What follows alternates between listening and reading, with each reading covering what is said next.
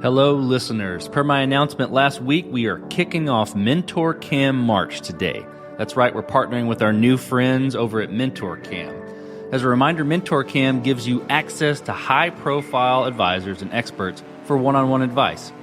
For more information, go to codestory.co/mentorcam. That's MENTORCAM to learn more. Use the discount code CODE, CODE, all one word, to get 20% off your first mentorship session. Well, today I have a special guest on the podcast, Rune Hauge, the founder and CEO of Mentorcam. He's an expert on all things VC and funding your startup, which is what we're going to talk about today. He's a multi-time founder of many startups. Rune, thanks for being on the show today. Thanks for having me, Noah. It's a pleasure to be here. Absolutely. Pleasure to have you. Before we jump into all things fundraising, give me a little bit of a short intro and my audience a short intro about you. Yeah, absolutely. I'm one of two co-founders of Mentorcam. And what we are building is a marketplace for people to get access to high-profile experts that are typically not that easy to get access to otherwise. So we focus on categories like startups, tech, and business growth.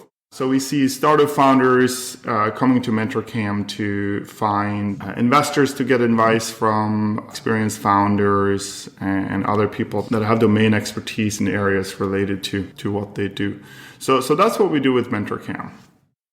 Well, let's jump into fundraising then. So you're the expert on all things fundraising. How do you build a fundraising strategy? And what even is a fundraising strategy? I think expert is a relative term, but we've done it. We've raised a couple of rounds of funding, and we did Combinator now over the summer. We were able to pick the brains of people that other people that have done it very successfully before. But I think it's very important when you think about fundraising for your startup to be prepared.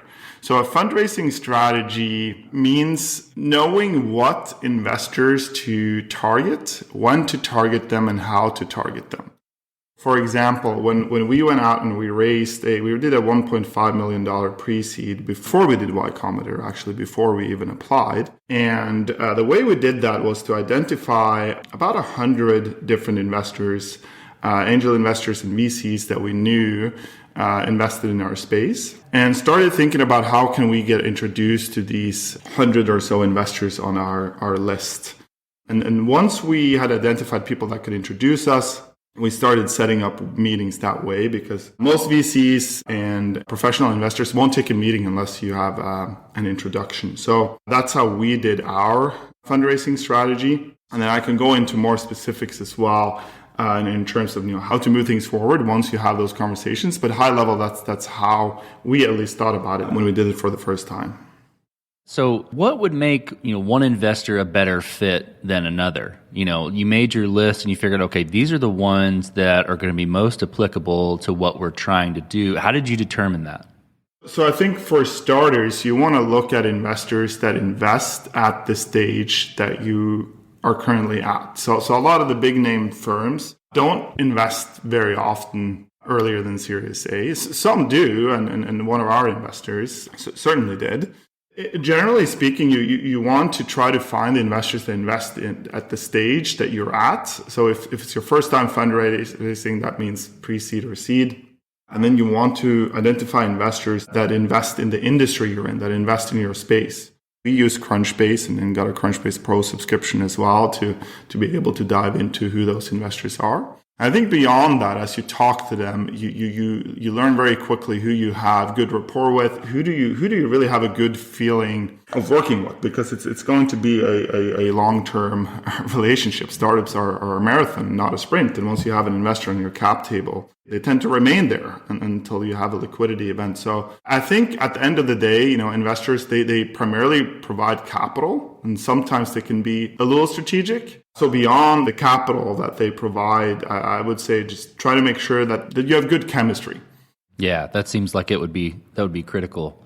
How do you generate kind of buzz when you're going out to look for investors? How do you generate that buzz, almost some FOMO for investors that they want to invest in your product? Well, that's a great question. So FOMO is one of those concepts that you hear a lot about when fundraising. It's part art, part science. I think what is really key is to try to talk to a lot of investors at once. What you really need is to convince these investors that others are interested. So before anyone has ever written you a check, that's going to be somewhat difficult.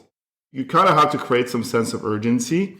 And one way to do that, which may be counterintuitive, is to, at the beginning of the conversation, say that you're not really fundraising. You're just looking to get to know them. And once you've spoken to a cohort of investors, let's say 10 or more, then you circle back and say, hey, I actually have a lot of interest now.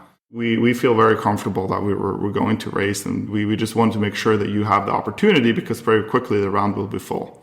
And then when you get someone to write a check, then you start hitting up the next people who you haven't spoken to, right? And then say, I have this check, it's filling up really fast. We're looking to close the round by a certain date, right? So it's a fine balance between creating some urgency and not creating too much pressure, because investors can also see through it if they don't feel like this is genuine, and they also want to build a relationship early on. So if you're too eager, play too much hardball, then they tend to sniff that out pretty quickly.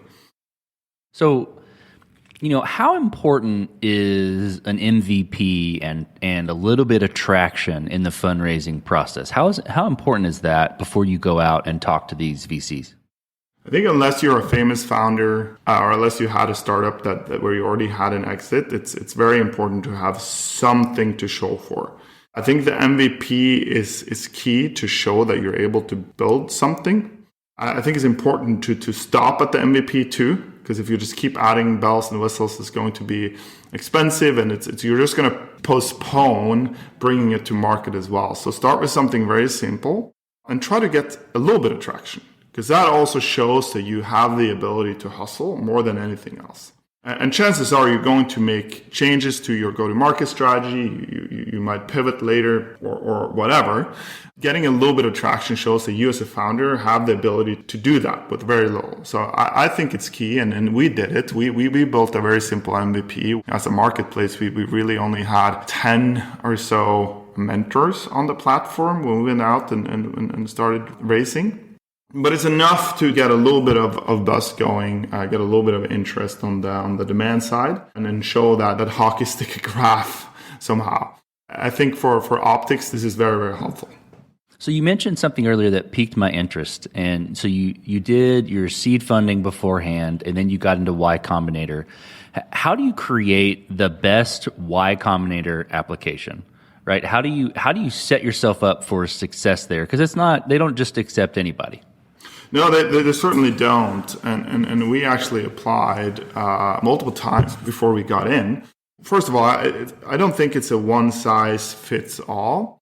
There are a few things that I think we improved on that really help. One thing is being very, very clear on what you're building. Another thing I would say is you got having a little bit of traction. I think certainly helped in our case. That was something that improved with our application. And I think it's always important to be very, very transparent and honest, even if some things don't look extremely great, right? Just be very, very transparent. Don't obfuscate things. Don't use vanity metrics when talking about your success. And I think it also helps getting a few recommendations from other YC founders to support your application. And YC has a formal system for this where founders can recommend startups to YC. So if you don't know any YC founders, the way to do it is to try to network, usually with some earlier stage founders, hit them up on LinkedIn. I'm a big believer in founders helping other founders. And I know a lot of other startup founders who feel the same way, because we've all been there. So I think that's something that I would encourage everyone to do.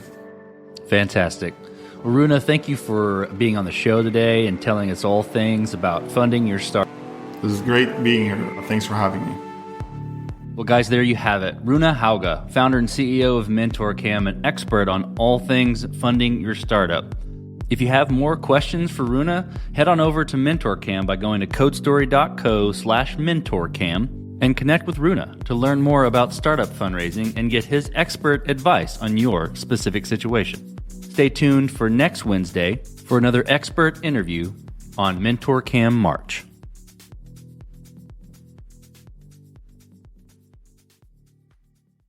Taxes was feeling so stuck. Sitting in traffic, squeezing into a parking spot, all to squeeze in getting tax help during your lunch break. Now Taxes is a TurboTax expert who does your taxes for you, while you go about your day getting real-time notifications about their progress and the most money back guaranteed. Now this is Taxes. Intuit TurboTax. Get an expert now on TurboTax.com. Only available with TurboTax Live Full Service, real-time updates only in iOS mobile apps. See guarantee details at TurboTax.com/guarantees.